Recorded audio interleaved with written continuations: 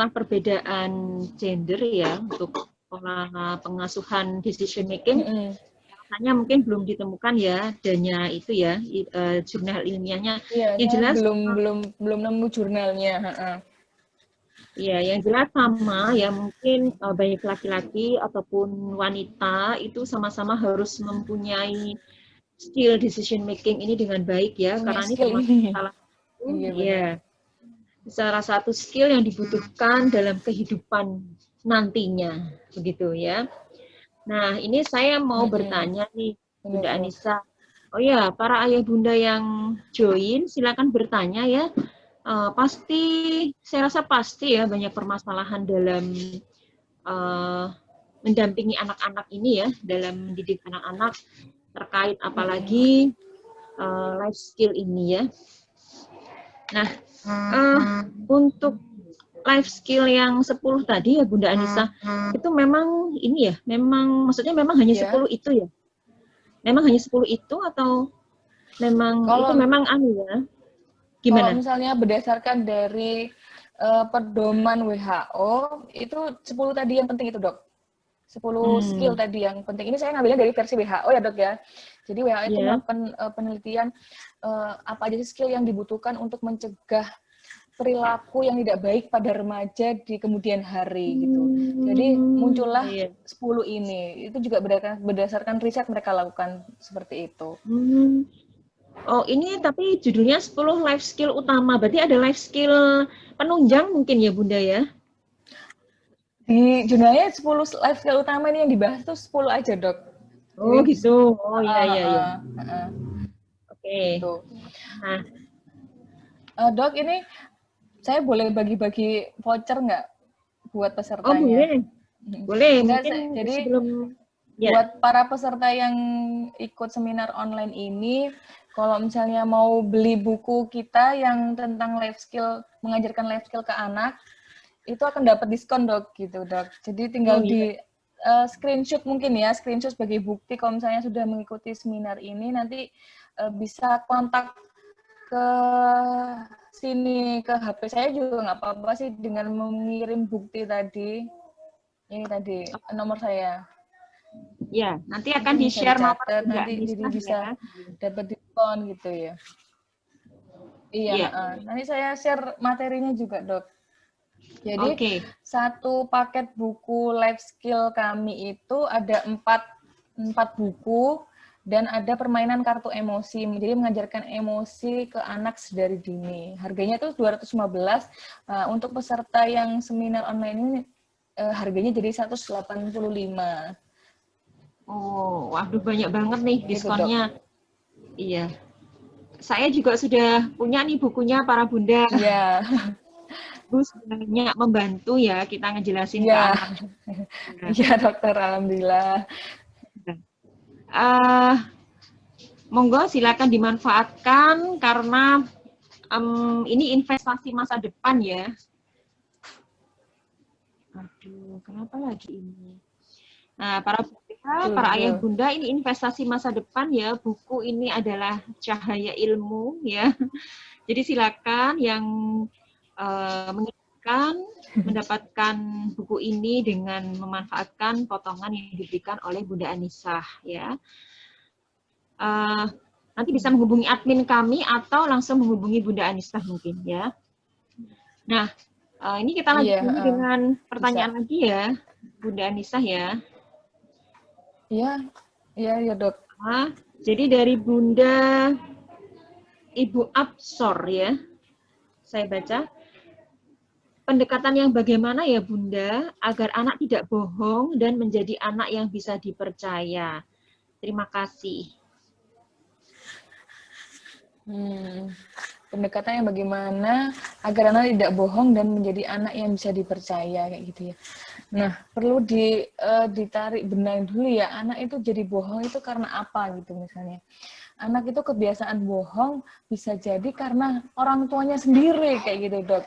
Ketika dia ketika orang tuanya sering menghakimi, sering memberi hukuman atau terlalu menetapkan standar tinggi ke anak itu, ketika anak melakukan kesalahan dan berani mengakui gitu, jadi anaknya bohong kayak gitu ya. Jadi kunci pentingnya menjadi seorang orang tua gitu ya, saya belajar dari orang tua sendiri gitu ya. Kita sebagai orang tua harusnya menyiapkan apa namanya ruang kosong, bukan ruang kosong, ruang untuk menolerir kesalahan anak seperti itu. Jadi ketika anak itu melakukan kesalahan, ya udah kita itu menganggap sebagai hal yang ya namanya juga manusia, namanya anak lagi belajar nggak apa-apa kayak gitu ya. Kalau misalnya orang tua itu terlalu keras ke anak, bisa jadi anak itu menjadi suka bohong gitu ya, nggak apa ya, dia tuh takut dengan sosok orang tua gitu ketika ia bicara jujur, ketika ia mengakui satu kesalahan, dia takut sebenarnya dengan orang tua karena melihat flashback sebelumnya gitu loh. Orang tuanya itu sosok yang menyeramkan seperti itu.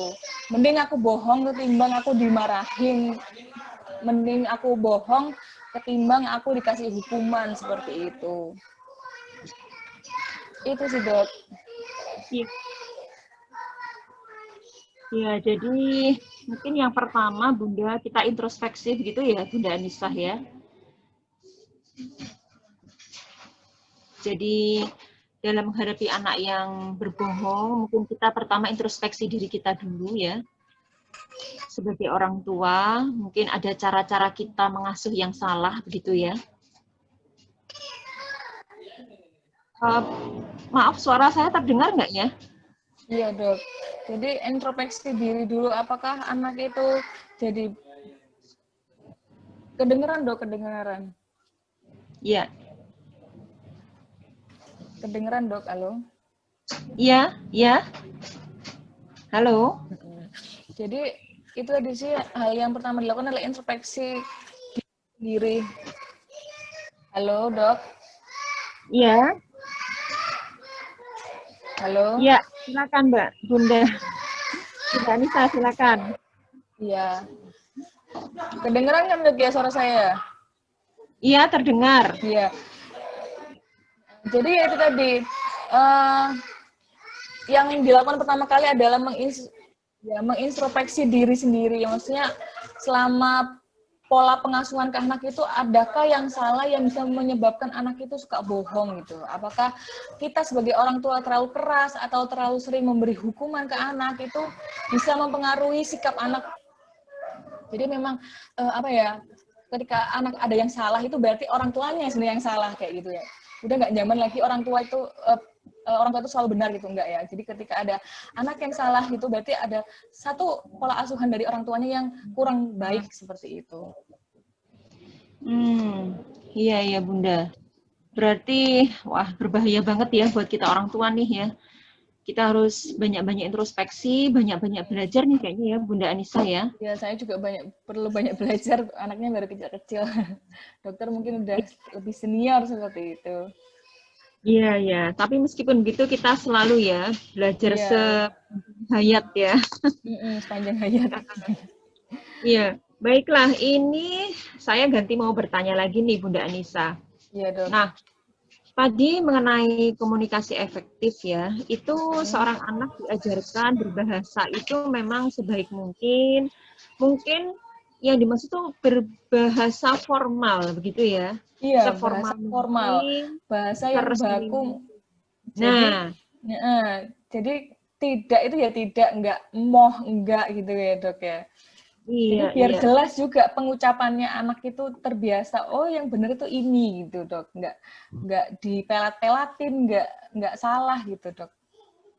Nah, masalahnya adalah semakin besar anak ini kan semakin banyak teman ya di luar ya. Kita udah sekolahkan di tempat yang baik gitu, ternyata teman di tempat lain ya, mungkin di tetangga atau apa. Nah, ini akhirnya masuklah perbendaharaan kata yang kurang baik itu dari kosakata maupun dari sisi tata bahasanya.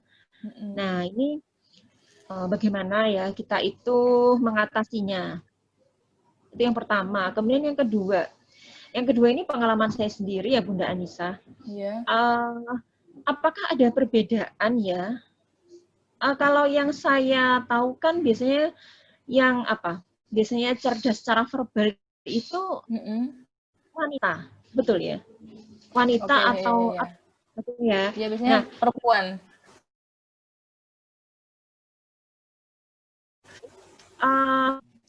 bukannya ketemu dengan teman-teman yang misalnya kurang baik gitu ya. Sejak kecil juga kan kami pernah berada di katakanlah perumahan yang agak-agak saya agak kumuh begitu ya. Nah, tapi sampai saat ini itu tidak pernah terucap sama sekali kata-kata yang sekiranya kurang sopan begitu ya, atau ini ya kata-kata yang tidak baik, istilahnya begitu. Kemudian juga kita pernah misalnya ada yang apa ya, pokoknya ada pegawai atau apa yang mungkin kata-katanya kurang baik, tapi ketiga anak perempuan saya itu tidak pernah terucap begitu Bunda Anissa, itu alhamdulillah. Nah, bahkan ketika pernah setelah sekolah di sekolah Islam gitu SD-nya kan, di SMP dan SMA-nya itu memang sekolah di negeri ya, memang di negeri, kebetulan di sekolah favorit, tetapi bagaimanapun di sana itu banyak juga aneka kosakata ya. Nah, itu betul-betul sangat menjaga begitu perkataan itu. Tetapi berbeda dengan ini anak saya yang kecil ya, yang Yang umur 6 tahun laki-laki. ini begitu ada kosakata baru ya di luar misalnya itu mudah sekali. Tetapi ya alhamdulillahnya masih kalau misalnya di ini masih bisa ya, artinya belum menjadi kebiasaan. Ini saya memahaminya karena dia mendengar, makanya dia ini mungkin dia tidak mengerti maksudnya dari kata-kata itu begitu. Nah, ini bagaimana Bunda Anissa dari segi ilmu psikologi itu bagaimana? Iya, jadi yang pertama tadi Dok ya, ketika anak itu udah dibiasakan berkomunikasi efektif, maksudnya tata bahasanya sudah benar, tapi ketika dia di luar itu mendapatkan kosakata baru yang kurang bagus gitu ya,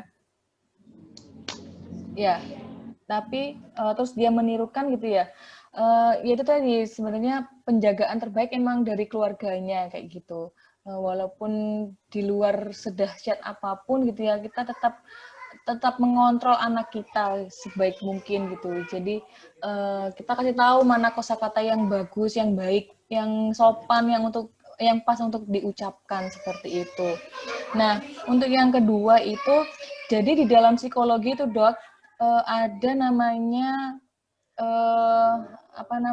tingkatan moral seperti itu. Jadi anak itu punya moral yang bagus tergantung usianya sebenarnya Dok.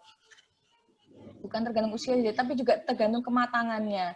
Jadi ketika anak dokter yang paling kecil itu yang laki-laki, kan kecil ya Dok ya. Jadi menurut teori psikologi ketika anak yang kecil itu, jadi dia mengikuti baik buruknya itu berdasarkan dari lingkungannya. Jadi dia belum punya penilaian ini baik karena ini buruk karena ini, itu belum matang gitu pemikirannya. Jadi dia lebih sering mengikuti dari lingkungannya. Ketika anak itu bicara baik, berperilaku baik karena ada modelingnya, karena ada contohnya. Tapi ketika misalnya anak yang dokter yang udah 3 perempuan yang udah besar-besar itu, nah itu dia udah punya pemikiran yang bagus ya, udah maksudnya pemikiran yang matang gitu ya. Dia akan berperilaku baik karena memang itu baik gitu, bukan karena disuruh, bukan karena ini contoh dari orang tuanya, bukan, karena itu memang baik untuk diterapkan dalam kehidupannya kayak gitu. Itu Dok. Jadi dalam psikologi itu ada teorinya seperti itu. Jadi anak itu punya moral yang bagus itu tergantung usia dan tergantung kematangan berpikirnya kayak gitu. Ya. Jadi mungkin kematangan berpikir itu juga agak berbeda dari segi usia ya, setiap anak mungkin ya. Iya, iya. Kalau anak kecil kan memang lebih banyak meniru kan ya Dok ya. Kita ngomong satu keceplosan yang nggak bagus itu bakal diingat sama anak terus gitu ya. Tapi anak itu nggak bisa, nggak ngerti sebenarnya kalau kata-kata itu sebenarnya nggak bagus kayak gitu. Iya, iya. Oh ya. Baiklah begitu ya Bunda Anissa. Jadi ini tadi juga ada juga yang bertanya untuk harga buku ya Bunda, itu Iya. 185.000 itu untuk 4 buku. Iya, itu 185.000 itu untuk 4 buku dan bukunya ini hardcover, Dok. Ya, Hardcover, jadi tebel insya Allah, maksudnya nggak gampang rusak seperti itu. iya. Dan Nah, ada permainan kartu emosinya. Jadi mengajarkan anak macam-macam emosi, seperti bagaimana emosi itu marah, ekspresinya seperti apa, sedih itu seperti apa, senang itu seperti apa. Nah, itu juga ada dalam paket buku life skill kita, gitu, Dok. ya. Jadi ini dilanjutkan Bunda. Jadi harus belinya satu paket ya Bunda. Iya, sepaket. Jadi lebih enak gitu mengajarkannya. Iya, karena ada kartu apa tadi? Kartu Permainannya ya. emosi, iya, bener, Dok. Ya. Nah, itu memang sudah masuk di dalam paket tersebut. Iya, betul. Ya. Oke, para ayah Bunda yang join, silakan untuk bertanya, mumpung ada Bunda Anissa ya, dalam materi mengajarkan life skill pada anak menghadapi tantangan masa depan. Boleh Nah, bertanya ini? oh ya, langsung saja Bunda Lili Oke, Kholisah. oke, Ini oke. gurunya anak saya ini. Oh iya, Masya Allah. Ya, Ya, silakan ini Bunda. kebetulan, oke, terima kasih. Kebetulan ini anak saya udah, insya Allah bulan depan 5 tahun. Iya. Dan saya selalu mengajarkan komunikasi terhadap anak, misalnya mengingatkan baik dan buruknya gitu. Kebetulan dia sekarang sudah senang berteman. Jadi Iya. berteman, kemudian memiliki teman dan itu semua apa yang saya sampaikan itu dipraktekkan di teman-temannya. Jadi katakanlah misalnya nggak boleh ya nak lihat ini, misalnya ada temannya yang apa namanya nggak pakai baju dan sebagainya, itu aurat, jangan ditiru ya dan sebagainya. Terus jangan ganggu teman ya atau bagaimana seperti itu. Dan ketika dia berteman, semua apa yang saya sampaikan itu disampaikan di teman-temannya. Gitu. Jadi katakanlah ketika temannya mukul temannya, jangan, nggak boleh, nanti sakit loh ini itu dan sebagainya.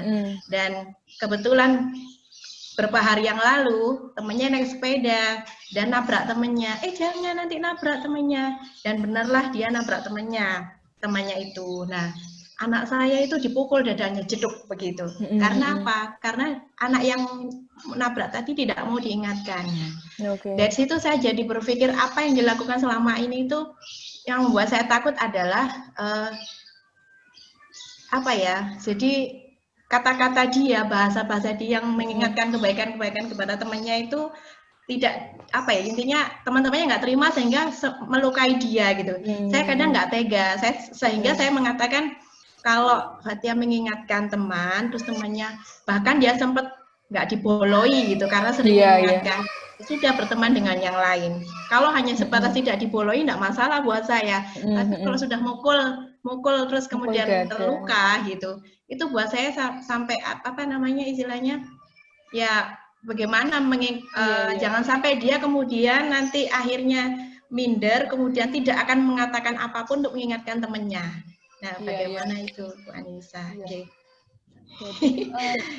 saya juga baca-baca ya Dok ya, ketika misalnya anak itu dilukain sama temennya gitu ya, anak itu jangan diajarin pasrah gitu. Bukan berarti melawan juga, itu juga nggak baik ya Dok, yang tidak baik melawan, membalas kekerasan dengan kekerasan. Tapi ajarkan anak itu untuk bersuara kayak gitu. Aku nggak suka dipukul gitu ya. Aku tidak merasa salah kenapa kamu mukul seperti itu. Jadi anak itu diajarkan berani untuk ngomong sebenarnya. Bukan untuk melawan dengan kekerasan juga, tapi dia harusnya apa ya? Bilang gitu, aku tidak suka dipukul gitu, aku tidak merasa salah, kenapa kamu mukul kayak gitu, itu sih Dok.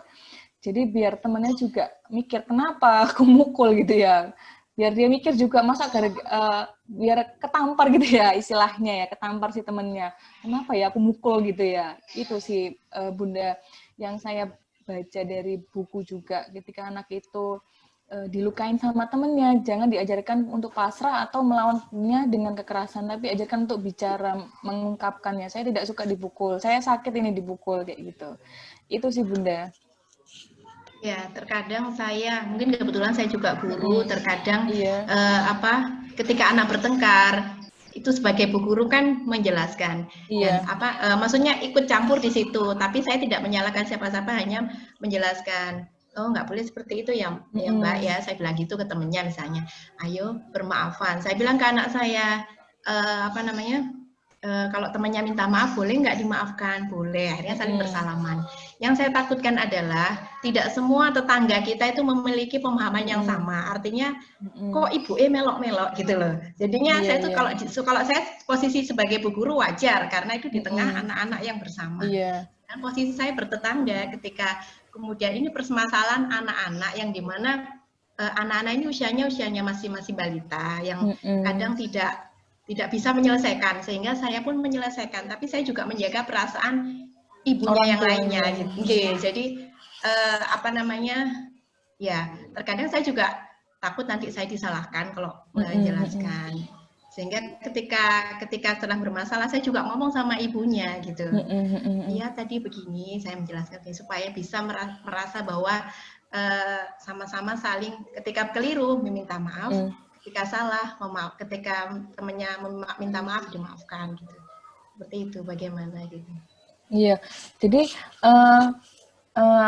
kalau misalnya dalam lingkungan bertetangga seperti itu, mungkin nggak apa-apa ya. Saya juga belum punya anak yang udah besar, punya anak permasalahan seperti itu sih Bunda. Jadi saya juga mau belajar ke Bunda gitu ya. Kalau misalnya seperti itu ya nggak apa-apa sih Bundanya buat ikut campur, bukan ikut campur yang seperti apa ya, menjelaskan tanpa menghakimi sebenarnya, dan ikut juga berkomunikasi ke orang tuanya, ke ibunya atau ke ayahnya. Kalau misalnya mungkin ya juga dengan bahasa yang baik dan bisa diterima oleh tetangga itu atau orang tua itu gitu, tanpa marah-marah gitu ya, datang dengan marah-marah atau menghakimi. Itu sih, selama usaha itu udah kita lakukan, terus misalnya si anak tetangga atau orang tuanya tidak bisa menerima dengan baik ya kita sudah mengusahakan yang terbaik ya Bunda ya. Mungkin di lain kesempatan kita bisa memberi hadiah atau lain sebagainya sebagai bentuk menyambung silaturahim yang baik seperti itu. Itu sih Bunda, saya juga perlu belajar juga ya tentang permasalahan seperti itu. Tapi sejauh yang saya tahu insya Allah yang dilakukannya sudah betul kayak gitu. Matur nuwun Bu Anissa, Dr. Chandra, terima kasih kesempatannya. Bunda Lili. Nggih, Bunda, monggo pertanyaan baik. Ya, memang itu dinamika dalam bermasyarakat juga. Kita harus bijak juga dalam bersikap. Tidak semua orang itu bisa menerima, begitu mungkin ya. Nah, ini mungkin silakan para ayah bunda yang masih ingin bertanya. Sebelumnya saya ingin menyampaikan bahwa memang dari FSIA Cempaka Putih Permata setiap 2 pekan sekali ya Bunda Anissa, kami berusaha untuk istiqomah mengadakan seminar online dengan berbagai tema yang masih berhubungan, yang relevan dengan kesehatan ya, dan yang update ya tentunya. Nah, ini ada lagi pertanyaan dari Bunda Ayu Noviansari. Ayu Noviansari. Bunda, saya ingin bertanya, saya punya putri berusia 7 tahun. Bagaimana mengajarkan untuk bisa menyampaikan pendapat atau bersikap tegas pada temannya? Nah, ini bersikap tegas kayaknya Bunda. Iya. Jadi membiasakan anak itu berani menyampaikan pendapat dan bersikap tegas pada temannya itu bisa dimulai dari dari lingkungan kecilnya, yaitu keluarganya. Jadi dalam keluarga itu kita membangun budaya bebas mengeluarkan pendapat dan menerima kritikan seperti itu. Kadang kan kalau misalnya orang tua atau anak itu kan orang tuanya tuh membatasi pendapat atau orang tua itu nggak mau dikritik gitu ya. Jadi itu juga akan ditiru oleh anak seperti itu. Jadi dalam keluarga itu dibiasakan budaya-budaya diskusi, mengeluarkan pendapat, bertanya kepada anak, kamu suka enggak? Menurutmu ini seperti apa? Kayak gitu. Jadi anak itu akan terbiasa berani ngomong seperti itu dan berani tampil ke depan seperti itu. Jadi dibiasakan di lingkungan terkecilnya dulu, yaitu dalam keluarganya itu. Kalau misalnya keluarganya orang tua dan anak itu irit ngomongnya gitu ya, jangan berharap juga gitu anak itu akan banyak ngomongnya dan berani berpendapat di luar seperti itu. Jadi kita kalau misalnya kita mengharapkan anak kita menjadi singa, kita jangan jadi domba kayak gitu ya. Kalau misalnya kita pengen punya anak singa, ya kita jadi singa juga seperti itu. Itu, Dok. Ya, ya, Bunda. Jadi ibaratnya seperti itu ya. Jadi kalau kita Iya. mau anak saya jadi singa, maka saya harus jadi singa dulu. Jadi Iya. artinya melatih anak itu dari keluarga dulu Dari ya. keluarganya dulu. Betul. Namun, ini saya jadi teringat lagi ya, Bunda Anissa. Jadi ada ini ya, kalau misalnya ada anak-anak yang mungkin skill decision making-nya bagus banget ya, itu mungkin kan menunjukkan dia itu dominan di leadership ya, barangkali ya. Namun kan ada anak-anak yang memang secara kalau kita lihat pelajari tentang talent mapping itu kan leadership itu agak lemah begitu. Apakah ini juga berpengaruh ya?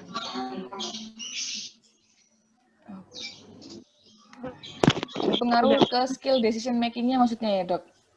Betul, iya. Oke.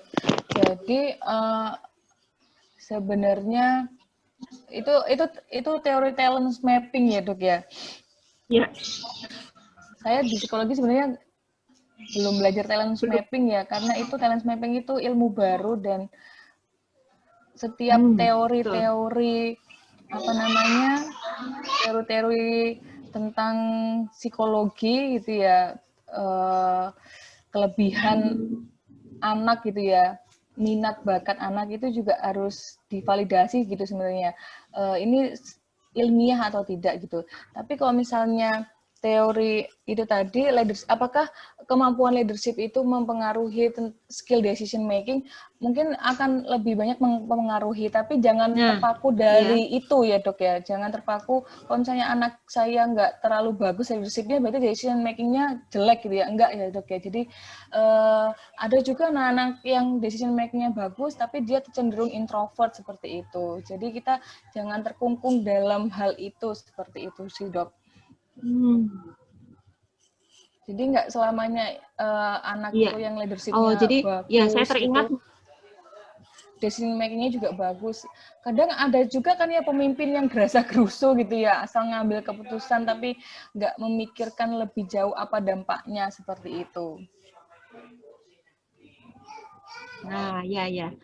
Oke, Bunda Anissa. Jadi saya ingat tadi di awal Bunda Anissa menyebutkan 10 life skill utama ya. Jadi itu mungkin dalam talent mapping ya, atau katakan misalnya minat, bakat, dan sebagainya itu mungkin ada pengaruhnya, tetapi bagaimanapun 10 life skill utama ini harus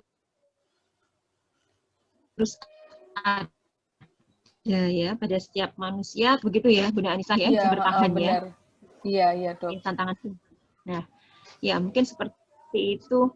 Nanti kalau saya tadi mungkin beda lagi Bunda Anissa, kalau leader yang bagus ya mungkin leadership-nya nggak ada, tapi kebetulan jadi leader begitu kali.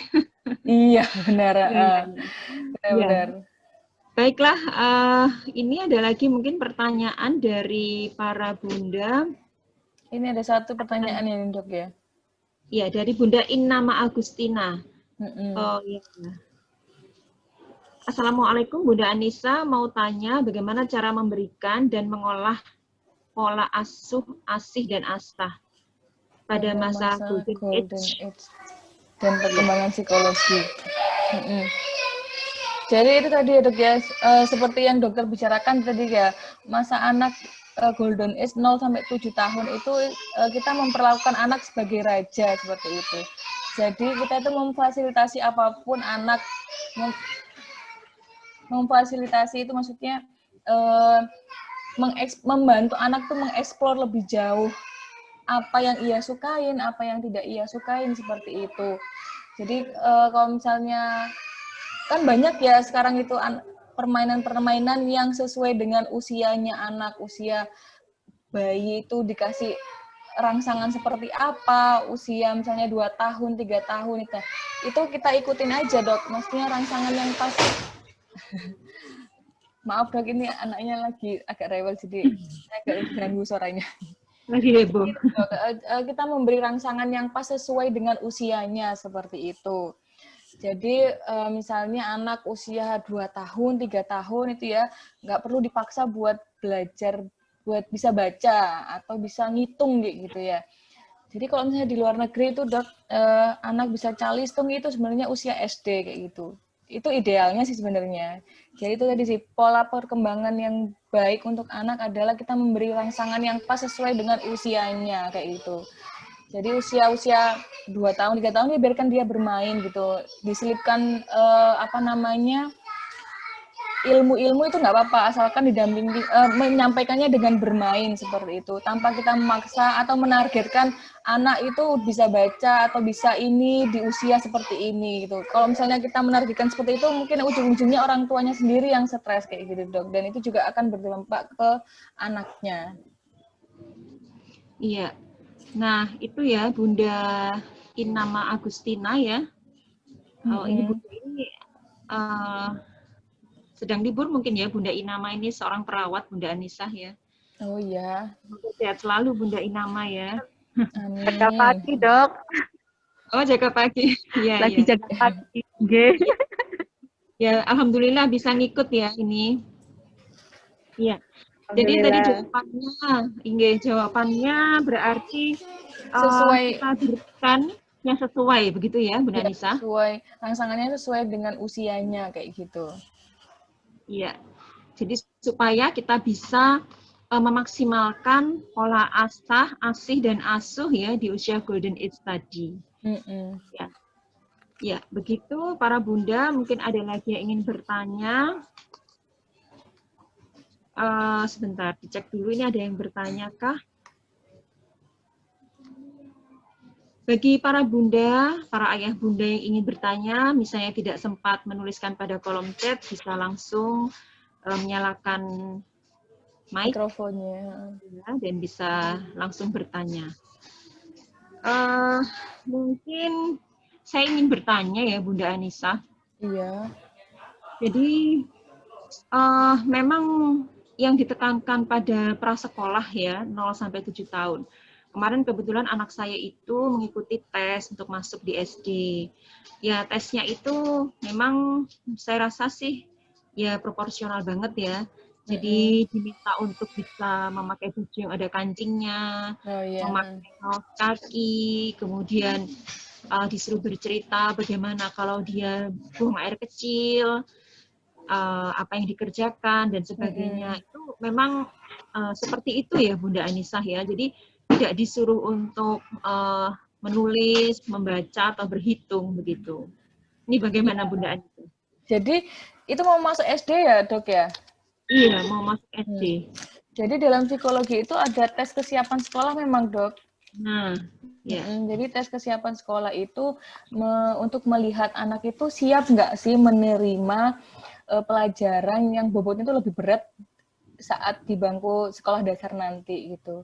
Jadi memang tesnya itu tidak melulu tentang bisa membaca, berhitung itu enggak, tapi lebih seperti itu, lebih skill seperti itu.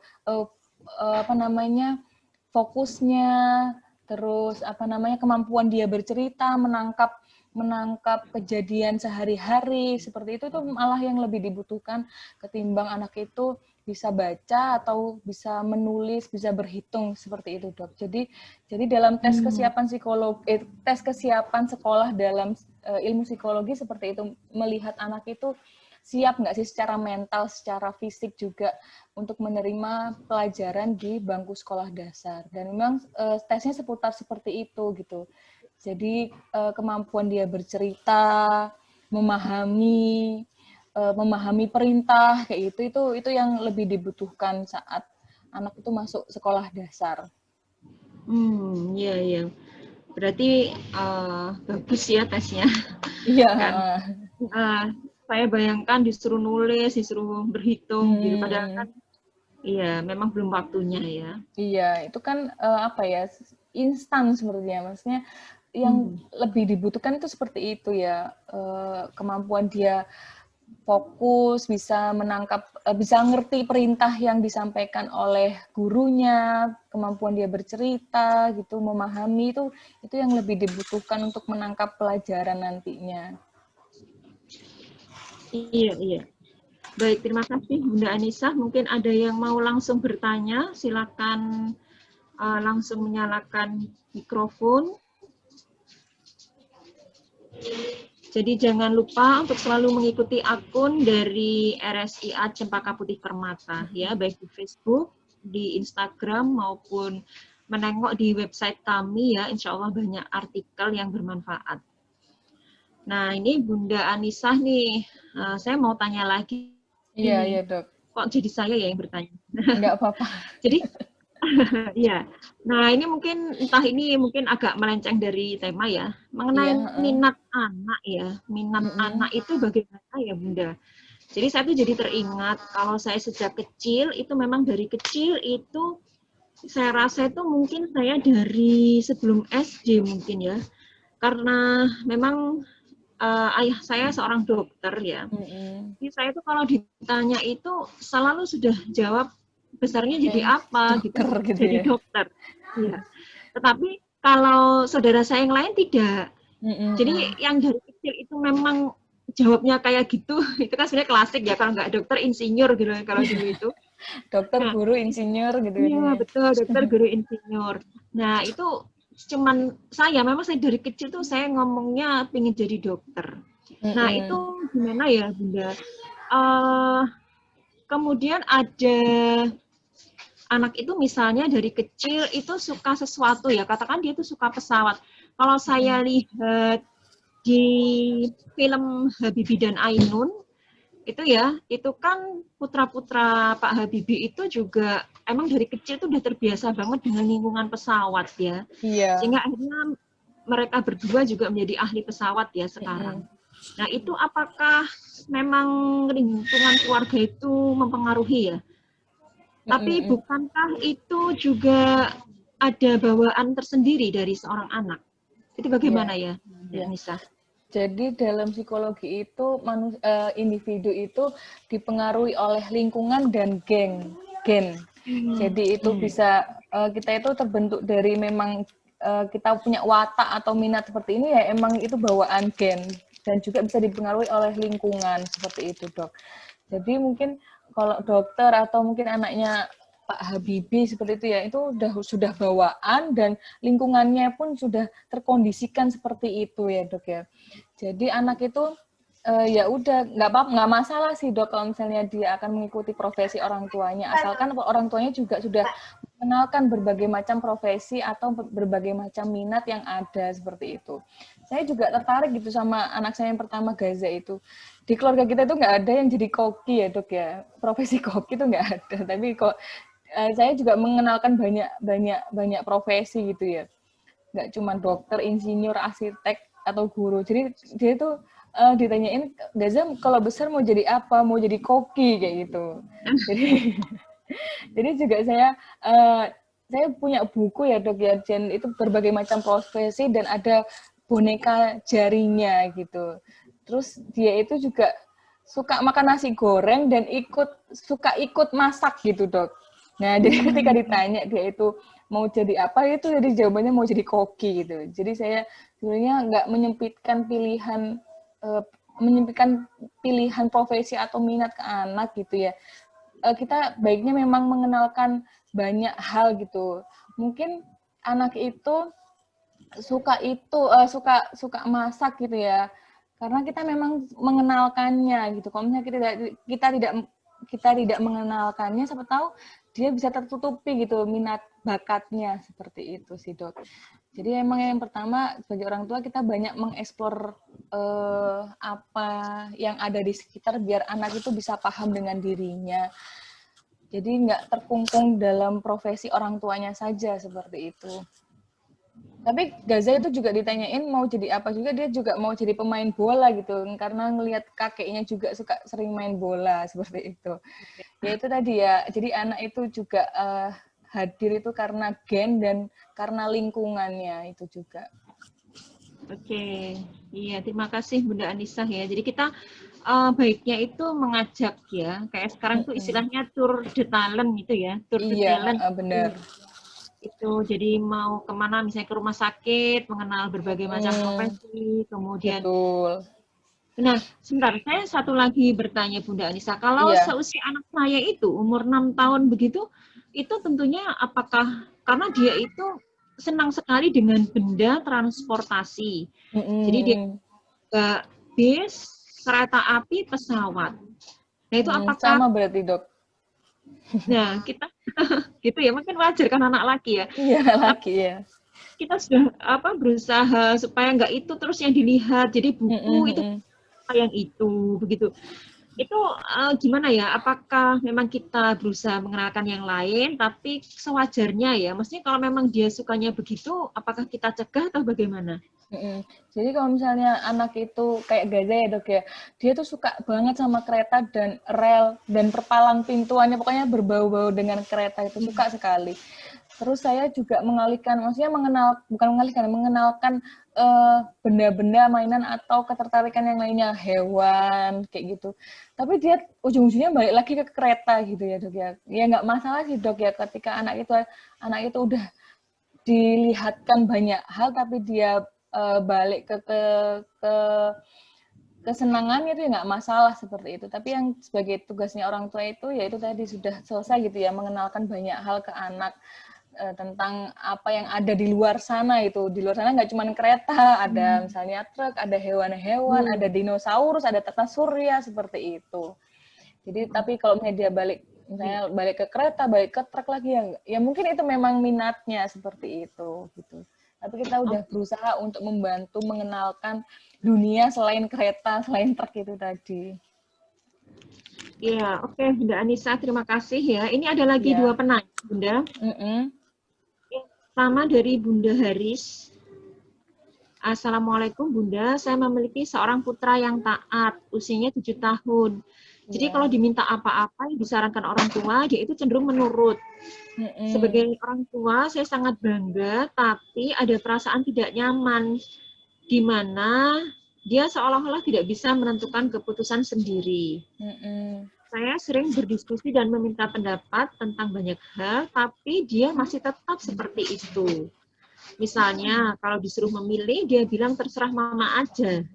Nah, bagaimana Bunda Nisa ini sebaiknya Bunda Haris ini bersikap terhadap anak? Saya ingin dia lebih tegas, tidak pasrah begitu saja. Ya, terima kasih Bunda. Iya, dok, bentar ya dok, saya izin nyolokin charger sebentar ya dok.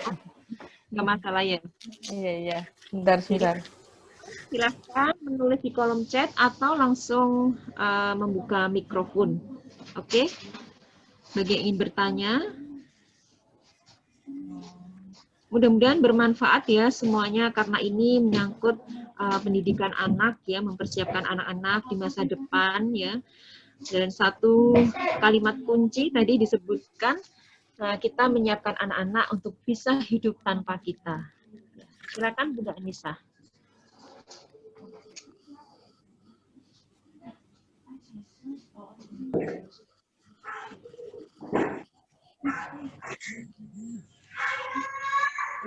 Oke. Halo dok. Iya, silakan Bunda Anissa. Iya. Jadi dia punya anak usia 7 tahun dan cenderung penurut ya dok ya. Iya. Ya, ketika dia dimintain pendapat atau diminta memilih, terserah mama aja gitu ya. Iya, bagaimana ini? Nah, apa ya? Jadi mungkin bisa dikoreksi juga ya sama orang tuanya, atau pernahkah mungkin anak itu seperti itu karena mungkin orang tuanya ketika anak itu memilih, orang tuanya itu tidak ikhlas gitu dengan pilihan anaknya seperti itu. Jadi bisa dikoreksi dulu ke orang tuanya, apakah pernah melakukan hal seperti itu. Jadi dari orang tuanya dulu ya, ketika anak itu dibiarkan memilih atau dimintai pendapat, siapkan hati orang tua itu biar legowo atau ikhlas apapun pilihannya anaknya. Biar anak itu bisa menangkap sinyal gitu, oh orang tuaku ini percaya sama aku gitu. Jadi anak itu berani mengemukakan pendapat atau memilih pilihannya sendiri gitu. Jadi yang pertama adalah orang tuanya tolong berikan sinyal ke anaknya kalau misalnya bunda atau ayahnya itu percaya sepenuhnya ke anak, agar anak itu juga bisa menangkap sinyal itu gitu ya. Anak itu bisa, oh ya orang tua aku percaya, ya udah aku mau memilih pilihanku, tidak mengikuti mama lagi kayak gitu. Itu sih Dok. Ya ya.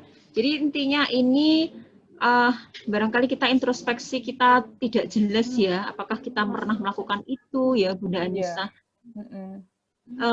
Berarti kita tetap mencoba ya, memberi semangat gitu ya kepada putra Anda. Ya nggak apa-apa, dicobain terus. Maksudnya ketika anak itu masih awal-awal masih pasif, kita cobain terus gitu. Jangan dibiarkan anak itu nerimoan. Maksudnya dia tidak akan belajar. Jangan cepat nyerah lah buat orang tuanya gitu. Biarkan anak itu belajar. Ya memang sabar, kita butuh kesabaran dalam mendidik anak seperti itu. Iya, mungkin supaya Ananda ini tidak pasrah, tapi mungkin bisa mengemukakan pendapat begitu ya. Iya, ya dalam hal kecil gitu ya. Apa namanya, misalnya bundanya bisa curhat ke anaknya gitu ya. Mas, bunda pura-pura ya. Pura-pura lah seperti itu, biar bisa memancing suara si anak ini kayak gitu. Iya, ya, oke Bunda Anissa. Ini ada satu lagi dari Ya. Ibu Siti. Bu Siti ya. Oke, Bunda Anissa, saya mau bertanya, Bunda, saya dan anak saya tidak terlalu dekat.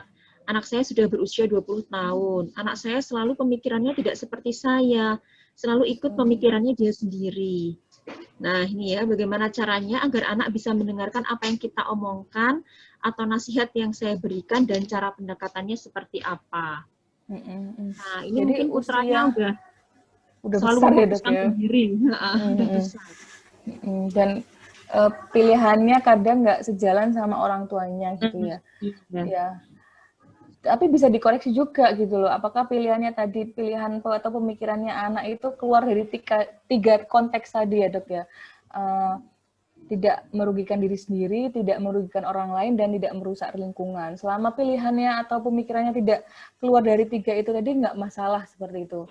Tapi kalau pilihan atau pemikirannya keluar dari tiga konteks tadi, gitu ya, kita bisa melihat siapa teman dekatnya, gitu. Apalagi umur 20 tahun ini pasti udah punya sohib ya Dok ya, punya teman dekat yang dijadiin teman curhat, tempat berbagi seperti itu. Kita cari tahu siapa teman dekatnya.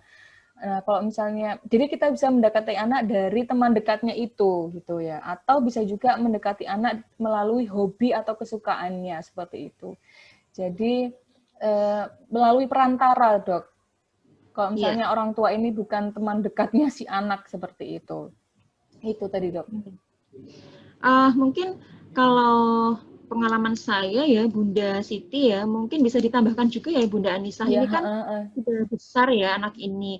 Nah ini misalnya pemikirannya atau keputusannya tidak terlalu sejalan, mungkin kita bisa tambahkan selain tidak merugikan diri sendiri, tidak merugikan orang lain dan tidak merusak lingkungan, bahwa konsekuensinya itu kamu tanggung sendiri, begitu mungkin ya Bunda Anissa.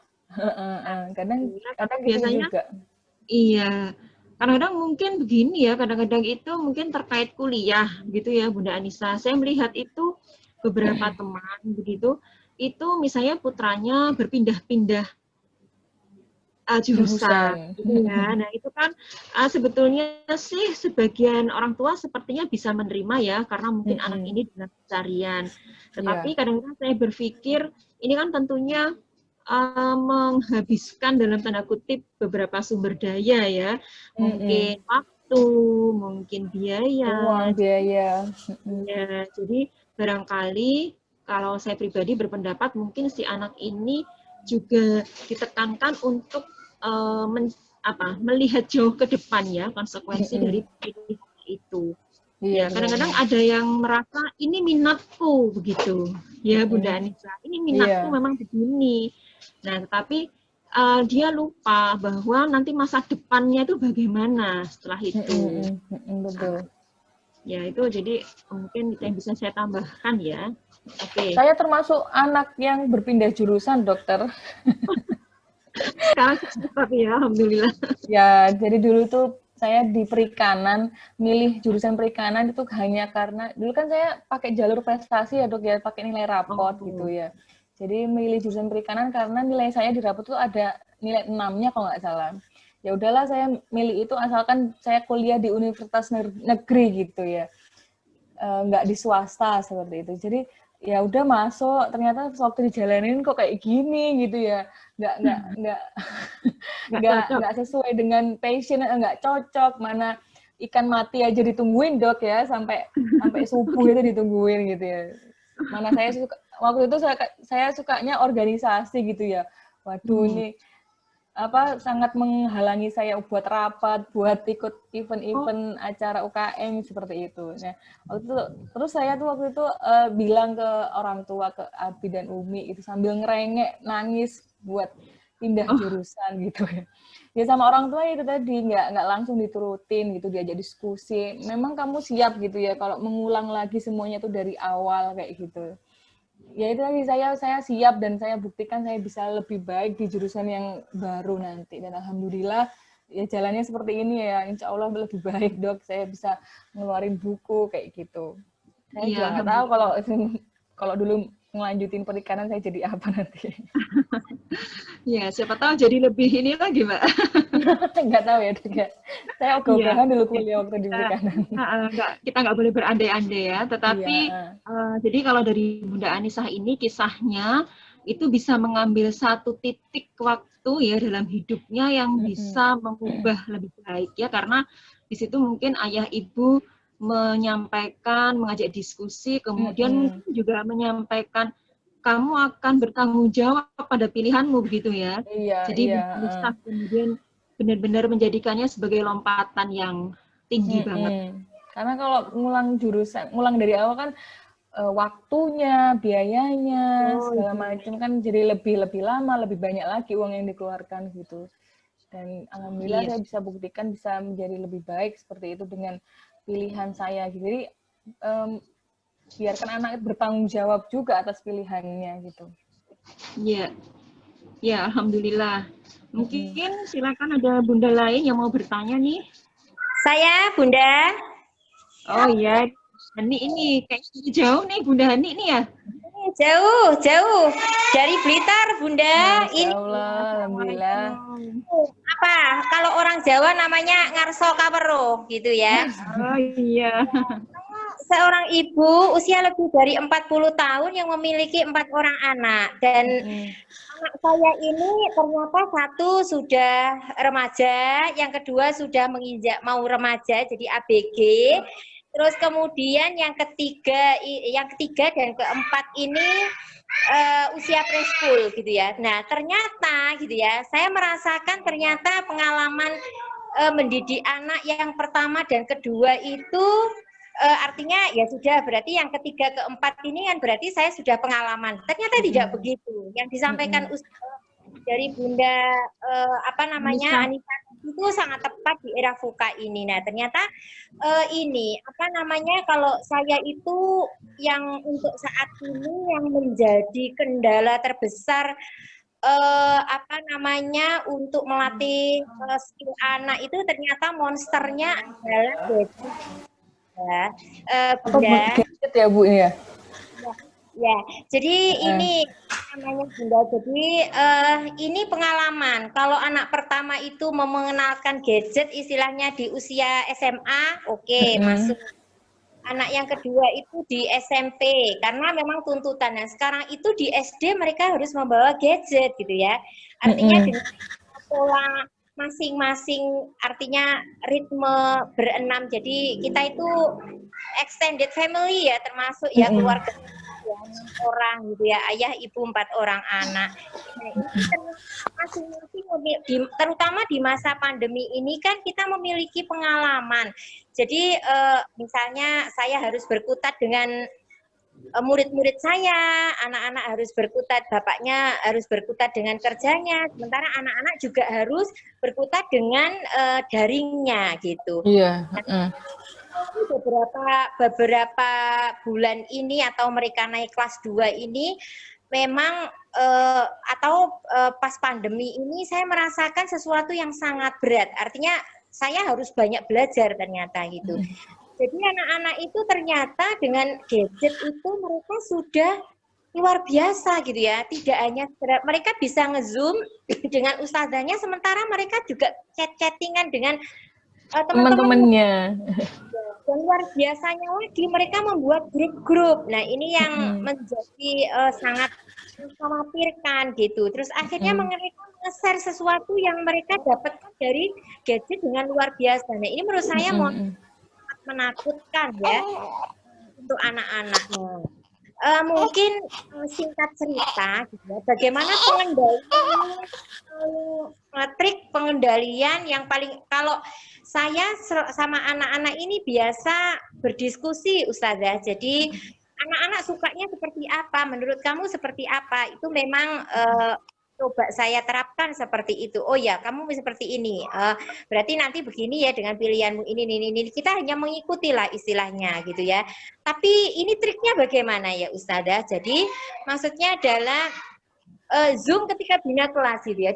Sementara dia bisa untuk menyimak, sementara tangannya ini bisa untuk lari kemana-mana chattingan dengan teman.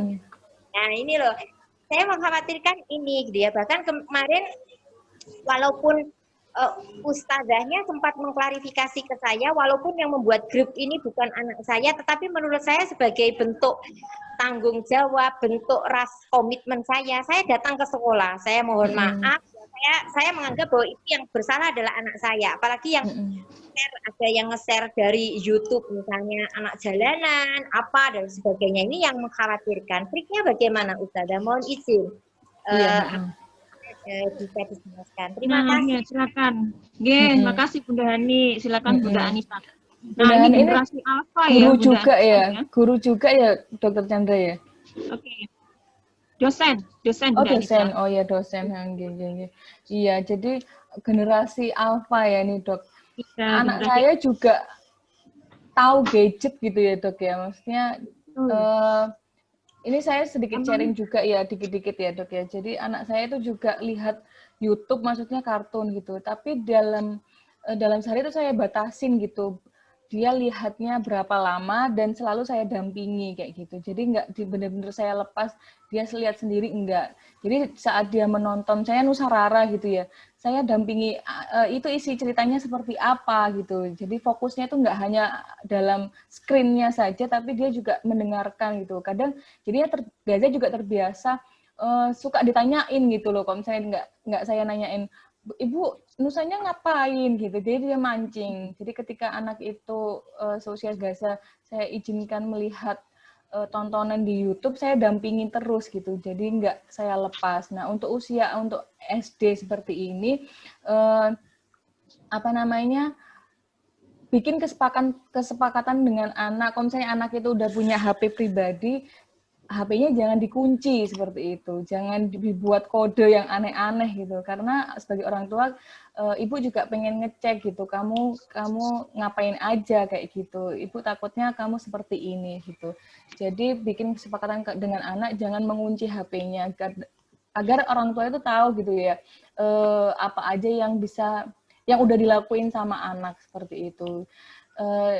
Mungkin terkesan seperti sapam atau polisi ya Dok ya, tapi kita juga kasih pengertian gitu ya, bahwa di era sekarang ini memang mengerikan gitu, kita bisa kemana-mana, kita bisa lihat apa, Ibu khawatir kamu seperti ini, seperti itu. Jadi kita memang mengajak diskusi dan bikin kesepakatan ketika anak itu sudah memiliki gadget, karena tuntutan sendiri ya, karena semuanya serba online, serba daring, seperti itu Dok. Iya. Itu sih saya rasa. Iya, mungkin sebetulnya memang secara bagaimana kita ini memang sebagai orang tua harus tambah belajar dan tambah bagaimana caranya supaya anak-anak ini gitu ya. Iya, nah, benar, itu mungkin ada secara IT ada ya, mungkin saya pernah baca di situ itu bagaimana caranya anak-anak itu supaya kalau lagi online pelajaran bisanya ya hanya pelajaran itu, tapi saya kurang paham. Iya, Saya mungkin kebetulan kita ada juga praktek. dituntut lebih pinter lagi dari anak ya dok ya tentang masalah gadget ini. Ya, jadi mungkin Bagaimana kita kenapa ya bisa latar belakangnya memantau mungkin ya secara iya, diam-diam tanpa anak itu supaya merasa diawasi mm, seperti itu. supaya memang kan kalau kita seperti ini ya, kita online Zoom, kita kan bisa tetap WA-an ya. Iya, Nah, benar-benar dok. apakah barangkali ada cara supaya itu dikunci atau bagaimana? Saya kurang paham. Mm-mm. Tapi saya pernah baca seperti itu. Ada. Mungkin itu yang perlu kita pelajari. Sambil Iya. tetap menanamkan kesadaran mungkin ya sama anak-anak. Tapi namanya anak-anak ini Mm-mm. kan juga rasa ingin tahunya besar banget ya. Nah, Benar-benar. Mending mungkin anak itu tahu membicarakan hal tabu itu dengan kita ketimbang dia mencari tahu sendiri hmm, seperti itu ya dok ya. Apalagi mungkin pendidikan seks di usia dini itu mungkin itu yang perlu kita juga ajarkan ke anak gitu biar anak itu nggak kepo sendiri, nggak cari tahu sendiri seperti itu dok. ya, ya, ya. Mungkin bisa jadi materi seminar online selanjutnya ya dok ya tentang Iya, pendidikan betul-betul Bunda seks Anissa. atau tentang pendidikan apa ya buat bekal orang tua ya tentang IT seperti itu dok, memantau pergerakan anak di dunia maya. Nah, itu memang apalagi Hmm. yang sudah seusia saya udah gaptek ini. Ya. Baiklah Bunda Hani, terima kasih ya pertanyaannya. Mudah-mudahan mungkin tidak bisa menjawab secara tepat sasaran atau seperti yang diinginkan, tetapi setidaknya memberikan gambaran dan mungkin kita harus terus belajar kayaknya ya. Karena Benar. Bisa menyimpulkan ini Ustazah, bisa untuk menyimpulkan. Jadi sebenarnya tadi saya menggarisbawahi, menarik sebuah benang merah yaitu bagaimana kita bisa untuk menyadarkan gitu ya. Mungkin masing-masing ya kita harus cooling down, mungkin ngerangkul anak gitu. Kalau saya ngajak ada anak-anak nyanyi, kemudian kita videokan, kita nikmati bersama-sama, ya mungkin ya pinter-pinternya gitu aja, tapi sementara kadang-kadang kita juga dibatasi oleh waktu dengan profesi kita gitu ya. Menurut saya akhirnya berpikir begini, saya bisa untuk meminterkan ibaratnya mendampingi orang sampai pinter, sampai lulus doktor sekalipun, tapi kalau saya tidak bisa untuk mendampingi, memberikan penyadaran kepada anak-anak kan ya sama saja gitu ya. Iya.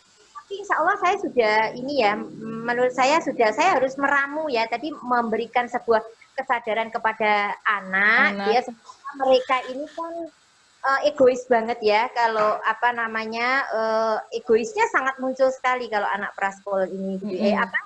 School ini gitu ya. Kalau dulu memang dia super egonya yang keras gitu ya, tapi sekarang ego oke lah gitu, kita mengikuti aja. Dan menurut saya ini Dokter Chandra gitu ya, mungkin acara-acara seperti ini nanti bisa lebih diintenskan sehingga kita ini tetap belajar gitu ya, walaupun kita ini sudah sepengalaman apapun, ternyata ketika kita itu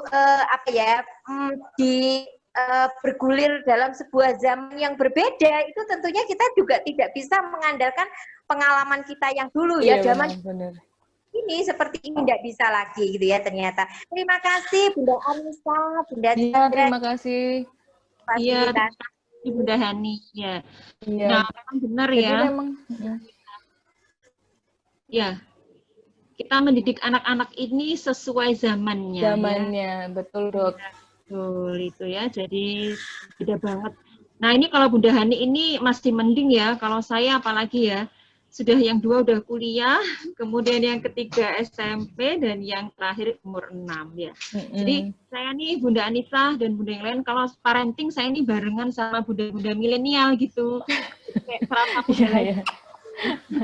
Iya dok. Iya. Karena memang kita emang masukin era VUCA tadi ya, semuanya terjadi perubahan dengan cepat, sangat dinamis gitu ya, dan ambigu, tidak dapat diprediksi ke depannya itu seperti apa gitu. Dan memang kita dituntut untuk selalu belajar gitu ya, walaupun anaknya sudah besar mungkin ya, anaknya banyak, tapi memang kalau misalnya zamannya beda antara anak ke-1 dan anak ke-4 itu kan kita juga harus tetap fleksibel untuk mengikuti zamannya itu dok ya.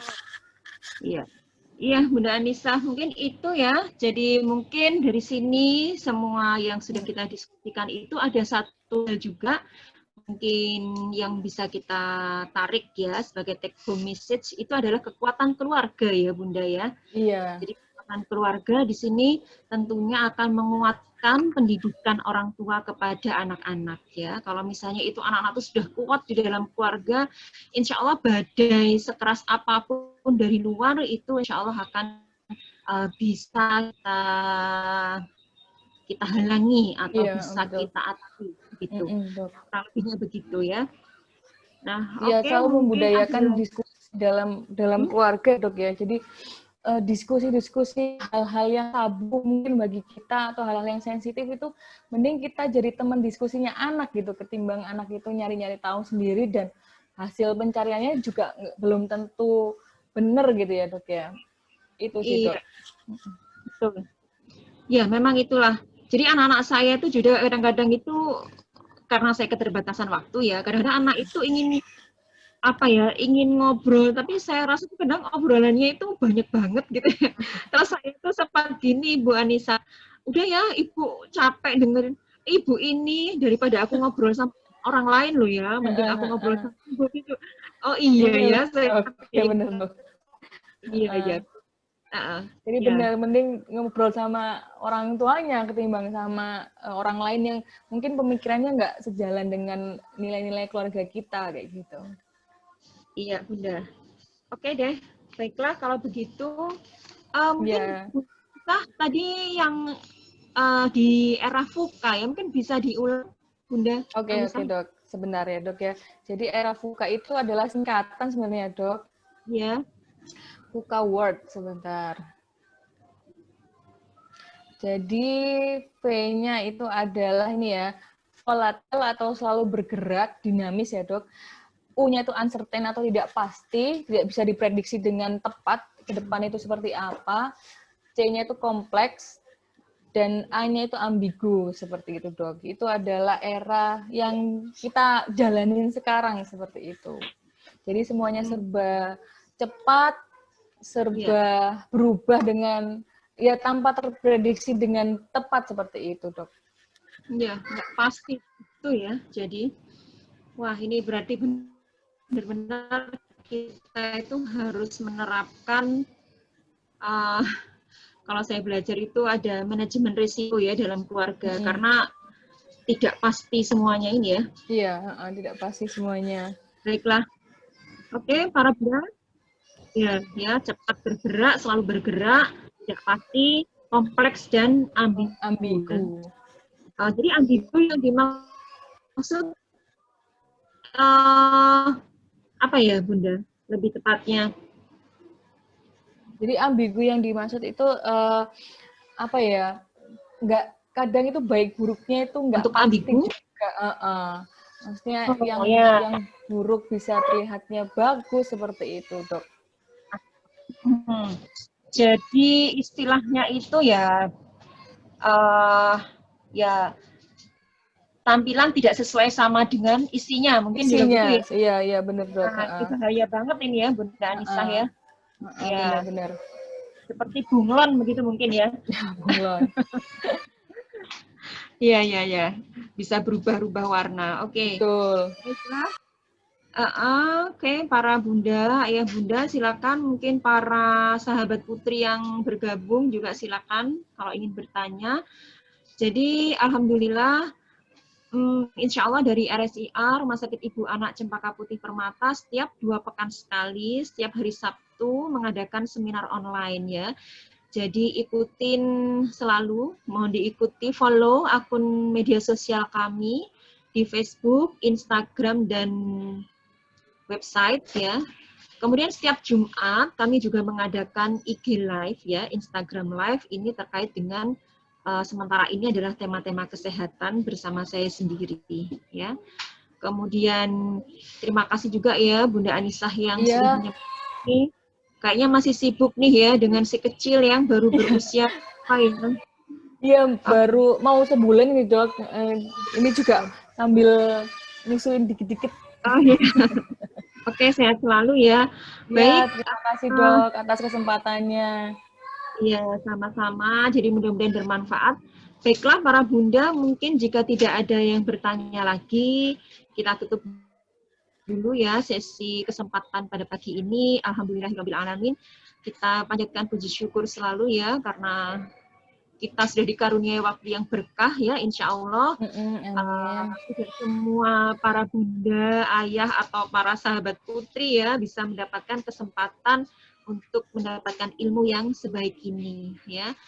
Alhamdulillahirrabbilalamin. Jangan lupa mengikuti akun media sosial kami, Rumah Sakit Ibu Anak Cempaka Putih Permata. Dan juga tadi bagi yang berminat untuk membeli buku dari Bunda Anisah Arkom, mungkin bisa menghubungi admin kami ya, atau bisa mengikuti akunnya Bunda Anisah juga ya. Iya, ini Dok, saya tampilkan ya Dok ya. Ya, Bisa langsung ngikutin follow Instagram saya atau Instagram buku kita. Saya akun Instagramnya Nisa Arkom, NISAARQOM, atau @tigorcikugiga ini Dok. Seperti tertera yang ada di layar HP atau laptop masing-masing. Iya, ini adalah dari Bunda Anisah ya, akunnya. Silakan bagi yang follow ya, insya Allah banyak ini ya, banyak manfaat, banyak ilmunya juga ya. Insya Allah. Mungkin bisa sering mengadakan IG live lagi Bunda Anisah untuk Tigorci Kuhiganya. Iya, kemarin sudah live sama dokter ya. Iya, sekali ya. Oke, baiklah, terima kasih para ayah bunda dan sahabat putri semua sahabat online yang sudah mengikuti. Kita tutup dulu sesi pada saat ini. Terima kasih atas segala partisipasinya. Mohon maaf atas kesalahan dan kekurangan kami. Kita tutup dengan membaca hamdalah dan istighfar sebanyak-banyaknya. Alhamdulillahirrahmanirrahim. Astagfirullahaladzim. Assalamualaikum warahmatullahi wabarakatuh. Waalaikumsalam warahmatullahi wabarakatuh. Terima kasih dokter Rumah Sakit Ibu Anak Cempaka Putih. Ya, terima kasih para peserta semuanya. Semoga diberikan kesehatan selalu. Amin ya rabbal alamin. Saya tutup ya. Iya.